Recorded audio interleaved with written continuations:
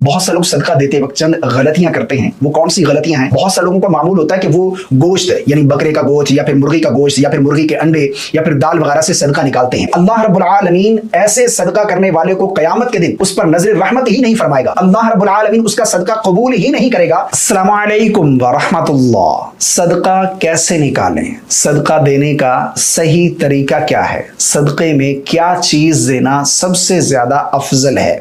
गोश्त, दाल, आटा या फिर पैसे? सदका किसको देना चाहिए? सदका देने की फजीलत क्या है? बहुत से लोग सदका देते वक्त चंद गलतियां करते हैं। वो कौन सी गलतियां हैं वो भी आगे चलकर इस वीडियो में मैं आप लोगों के साथ शेयर करूंगा। सदका देने की फजीलत क्या है सबसे पहले ये जान लीजिए, ताकि आपको अंदाजा हो कि सदका देने के फवायद क्या हैं, इसकी फजीलत क्या है, इसके बेनिफिट्स क्या हैं।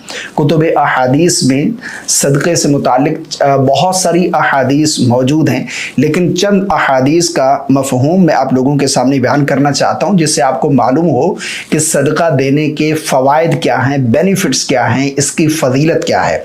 जिस तरह के हदीस पाक का मफ़हूम है, सदका अल्लाह के गज़ब को ठंडा करता है, ये इंसान को बुरी मौत से भी बचाने का सबब बनता है। सदका गुनाहों को इस तरह मिटाता है जैसे पानी आग को बुझा देता है। ये इंसान के आमाल को पाक और दिल को नरम कर देता है। सदका मुसीबतों और बलाओं को दूर करता है, यहाँ तक कि कई आने वाली आफात भी सदक़े की वजह से टल जाती हैं। सदका 70 बलाओं से बचाता है। जो शख्स छुप कर सदका देता है वो अल्लाह के ख़ास साए में होगा। क़यामत के दिन ये अमल उसे सख्तियों से बचाएगा। सदका देने से माल कम नहीं होता बल्कि बढ़ता है। अल्लाह उसमें बरकत डाल देता है और रिज़्क़ के दरवाजे खोल देता है। बीमारियों का इलाज भी सदक़े में रखा गया है। ये जिस्मानी और रूहानी तकलीफों को दूर करने का जरिया बनता है। सदका कब्र की सख्तियों को आसान करता है। ये कब्र में रोशनी और सुकून का सबब बनता है। नंबर 8, सदका क़यामत के दिन मोमिन के लिए साया बनेगा। जब कोई साया नहीं होगा ये अमल उसके काम आएगा। नंबर 9, सदका देने वाला अल्लाह के करीब हो जाता है। इससे इंसान को अल्लाह का कुर्ब हासिल होता है। सदका करने से अल्लाह की रहमत नाजिल होती है। ये इंसान की मुश्किलात को आसान और ज़िंदगी को बाबरकत बना देता है। ये चंद फजीलतें मैं आप लोगों के सामने मैंने बयान की हैं। इसके अलावा भी सदका देने के बहुत सारे फ़ज़ाइल कुतुब अहादीस में आए हैं। ये चंद अहादीस का मफ़हूम मैंने आपके सामने इसलिए बयान किया ताकि आपको मालूम हो कि सदका देने के फवायद क्या हैं, इसके बेनिफिट्स क्या हैं, इसकी फजीलत क्या है। अब सवाल यह है कि सदक़े में क्या चीज़ देना सबसे ज़्यादा अफजल है? गोश्त दें या फिर इसी तरह दाल दें, आटा दें या फिर पैसे जो है वो सदक़े में देने चाहिए। बहुत से लोगों का मामूल होता है कि वो गोश्त यानी बकरे का गोश्त या फिर मुर्गी का गोश्त या फिर मुर्गी के अंडे या फिर दाल वगैरह से सदका निकालते हैं। अगर उनको बताया जाए कि इसके मुतबादिल आप कोई और चीज़ भी दे सकते हैं तो फिर भी वो बज़िद होते हैं कि नहीं, हमने गोश्त से ही सदका देना है। सबसे अफजल सदका क्या है? क्या आप ये जानते हैं? नबी करीम सल्लल्लाहु अलैहि वसल्लम का फरमान है जिसका मफ़हूम है कि सबसे अफजल सदका किसी ज़रूरतमंद की ज़रूरत को पूरा करना, ये सबसे अफजल सदका है। यानी किसी को दवाओं की ज़रूरत है, कोई बीमार है उसे मेडिसिन दिला दें, अगर कोई भूखा है उसे खाना खिला दें, किसी को कपड़ों की ज़रूरत है उसे कपड़े दिला दें। यानी सबसे अफजल सदका किसी ज़रूरतमंद की ज़रूरत को पूरा करना है। लेकिन यहाँ पर लोग बज़िद होते हैं कि नहीं, हमें तो किसी आमिल साहब ने बताया है। यानी उन्हें आमिल की बात बहुत ज़्यादा अहम लगती है। जो नबी करीम सल्लल्लाहु अलैहि वसल्लम का फरमान है उसमें हम बिल्कुल वो कहते हैं कि बस ठीक है, गोश्त से ही सदका देना है। बाज़ लोग जो है वो गोश्त जंगलों में फेंक आते हैं कि यहाँ पर जो है वो जंगली जानवर खाएंगे तो ये सबसे अफजल है, सबसे ज़्यादा बेनिफिट है।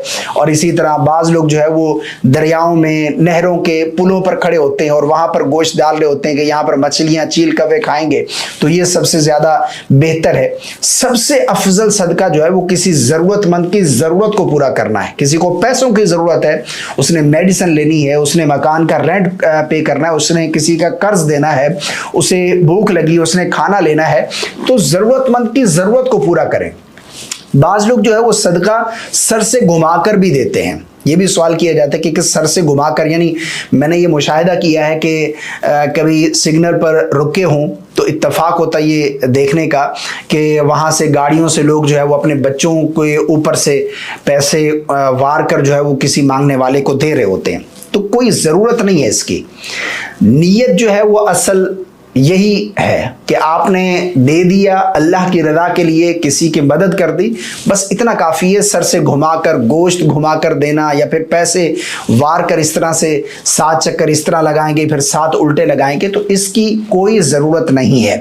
اچھا، بعض لوگ یہ بھی پوچھتے ہیں کہ صدقہ کس کو دینا چاہیے؟ صدقہ جسے ہم زکوٰۃ دے سکتے ہیں نا، اسے آپ صدقہ بھی دے سکتے ہیں. جو زکوٰۃ کا مستحق ہے اسے صدقہ دینا بھی جائز ہے. اچھا، یہاں پر ایک اور چیز بھی ہے. سب سے افضل اور بہترین یہ ہے، بہتر یہ ہے کہ آپ کسی اپنے قریبی رشتہ دار کو دیں. نبی کریم صلی اللہ علیہ وسلم کا فرمان ہے کہ کسی عام مسکین پر صدقہ کرنا یہ ایک صدقہ ہے. اگر وہی صدقہ کسی اپنے قریبی کو دیں تو اس پر دوہرا ثواب ہے، یعنی اس پر ڈبل ثواب ہے. ایک تو صدقے کا ثواب اور دوسرا صلہ رحمی کا ثواب. یعنی اپنے قریبی رشتہ دار کو دینا یہ سب سے زیادہ افضل ہے. یہاں پر لوگ ڈٹے ہوتے ہیں کہ نہیں، ہمارا تو بھائی اپنوں کے ساتھ بول چال نہیں ہے، وہ اس قابل نہیں ہے، وہ تو ہم سے دشمنی رکھتے ہیں.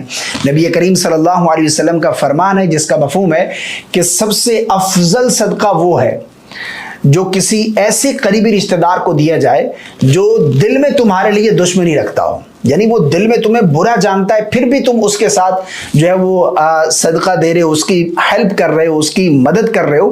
یہی تو صلہ رحمی ہے. اسی پر تو اللہ تمہیں ڈبل اجر عطا فرمائے گا. یہاں پر ہوتا یہ ہے کہ ہم دوسروں کو ڈھونڈ رہے ہوتے ہیں کہ کہیں دور دراز یہاں پر ہماری واہ ہو جائے.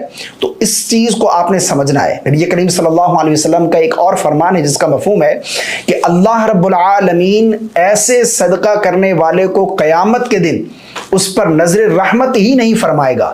یعنی اللہ رب العالمین اس کا صدقہ قبول ہی نہیں کرے گا جس کے اپنے قریبی محتاج ہوں، یعنی حقدار ہوں، محتاج رحم ہوں، ان کو چھوڑ کر وہ دوسروں کو صدقہ دیتا پھرے. یعنی کسی کے اپنے رشتہ دار، کسی کے اپنے بھتیجے یتیم ہو گئے، کسی کے اپنے جو ہے وہ پڑوسی یتیم ہیں، مستحق ہیں، حقدار ہیں، محلے دار حقدار ہیں، لیکن وہ ان کو چھوڑ کر باہر والوں کو جو ہے وہ دے رہا ہے، تو ایسے شخص کا صدقہ اللہ رب العالمین قبول نہیں فرماتا اور ایسے شخص پر قیامت کے دن اللہ نظر رحمت ہی نہیں فرمائے گا. ہم تو یہاں پر لے کے بیٹھے ہوتے ہیں نا کہ دشمنی ہمارے بھتیجے جو ہے وہ یتیم ہو گئے، تو لیکن وہ تو ہمیں جائیداد کے لیے عدالتوں میں گھسیٹ رہے تھے، تو ہم ان کی ہیلپ کیوں کریں؟ تو یہ چیز آپ نے سمجھنی ہے. سب سے افضل صدقہ ضرورت مند کی ضرورت کو پورا کرنا، اور دینا کس کو زیادہ افضل ہے؟ جو قریبی رشتہ